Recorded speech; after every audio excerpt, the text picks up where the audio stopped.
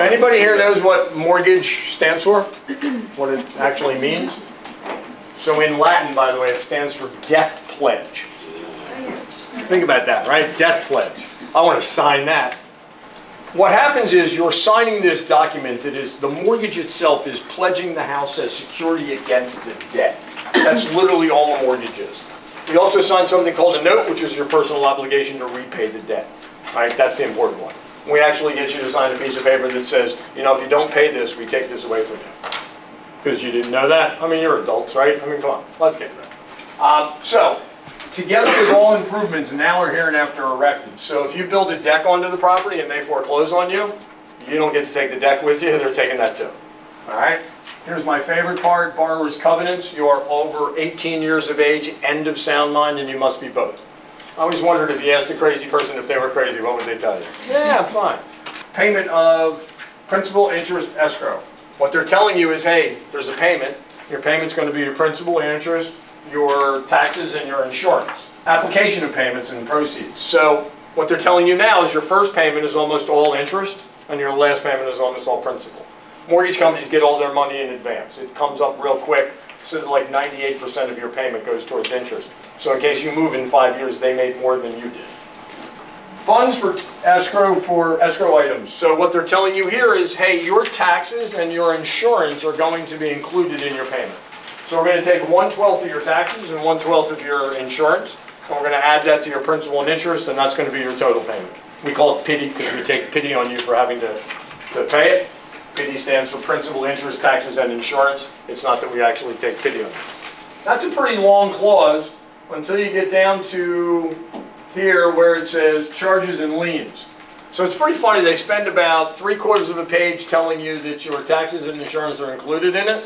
And down here in number 4 it says, hey, make sure your taxes are paid. Didn't you just tell me you were paying them? I mean, like, there are days really when I read this thing that I think I must be smoking crack. It's got to be me, it can't be them. You just told me you're paying it, now you tell me to make sure it's paid. So you just send your tax bill and your insurance bill to the lender. Property insurance, you need to maintain insurance. You can go anywhere you want. Your mortgage guy can't make you go somewhere. He just basically, you can literally go anywhere you want. You just need to maintain it. Occupancy, you must occupy the property within 60 days. So if you're not moving in within 60 days, you're an investment property. If you're a primary residence, you must move in 60 days. You need to preserve, maintain, and protect the property. Why? It's not yours. You haven't paid for it yet. It belongs to the lender. If they find that your grass is growing over the roof, they have the right to throw you out. Protection of lender gives them the right to take the house and say, get out. Borrower's loan application. This is truly my favorite. Your loan application is true and correct. That's what you're signing. When we take your loan application, in the beginning it feels like I've taken a blood sample. By the end, it feels like I've taken a stool sample.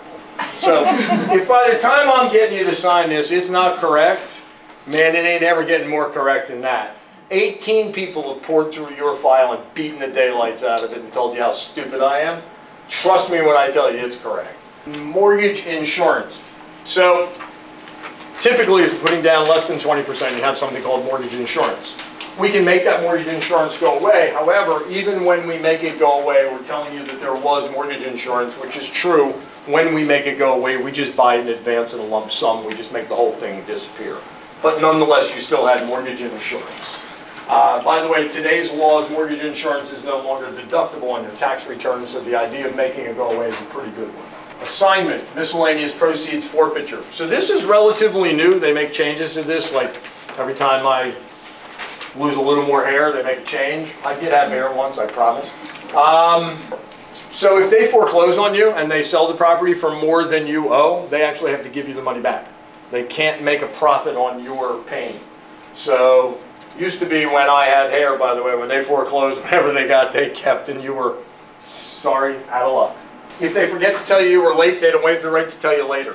So they can come to you in August and say you were late in January. It's kind of like no deadline.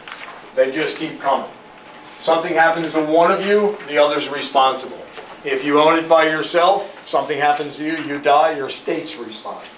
Loan charge is one of my truly favorites. So this used to be number 13, which made it more fun, but they added something and they pushed it down to number 14. If you have a late payment, pay it on time. I got to be honest, I don't know how you pay a late payment on time. There are a lot of things in life I can do. I can't do that. I just don't understand how you do that. Notices are by regular mail. Doesn't have to come registered return receipt. They just send that bad boy to you. And their claim is you got it. Governing law and severability. If the law changes regarding the mortgage, you signed a note, that note takes effect. If something changes on the note, the mortgage takes effect. I wanted to relabel these. I wanted to call that tight grip on body part. Borrower's copies. So we give you a copy of this, so when you can't sleep at night, it makes for great reading. Borrower's right to reinstate.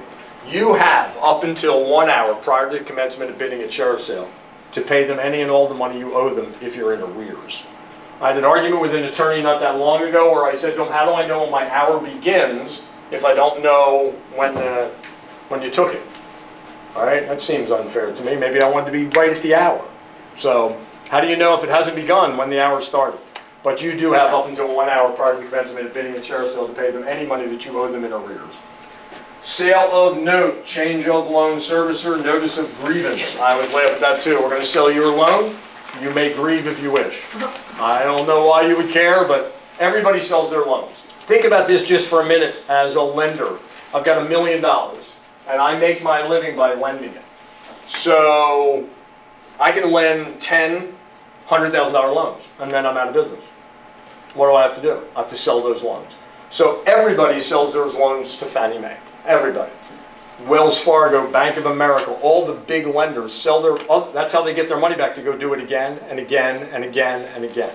So everybody sells to Fannie Mae. Hazardous substances, pretty much everything under your kitchen sink's a hazardous substance. If you get sick, it's not the mortgage company's problem, it's your own problem. They don't call it foreclosure that much anymore because foreclosure is kind of a dirty word. That sounds bad, right? Nobody wants to hear that. Acceleration we do every time we get in the car. Get in the car, hit the gas pedal, we accelerate, we go somewhere. You have a 30-year instrument in most cases, so your 30-year mortgage gets accelerated. It's the same as foreclosure. It's saying you don't have 30 years anymore, I want my money now. So that's your acceleration. Your remedy, I could have solved this in one sentence.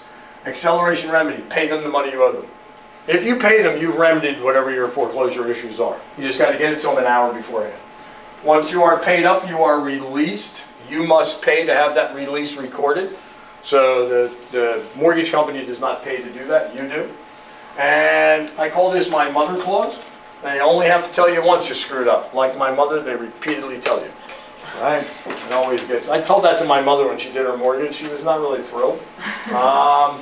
Reinstatement period for people that do not think that I have read this. Shall extend to 1 hour prior to the commencement of bidding at sheriff's sale. See, I've read it. Purchase money mortgage just means it's a first lien against your property. It's not a second mortgage. And I think the rest is if you die. All got to do with, yeah, effects. So 27 pages and the last one is, 27 paragraphs and the last one is all about if you die, what happens. Do I care? Honestly, I mean, come on. So that's pretty much it. You can't change anything on these. These are government regulated. They're done by Fannie Mae, Freddie Mac. A mortgage is a mortgage. You're pledging the house as security against the debt. It really doesn't matter what it says. When I go through a loan with somebody, when we're at the settlement table, I go through every single clause like I just did with you.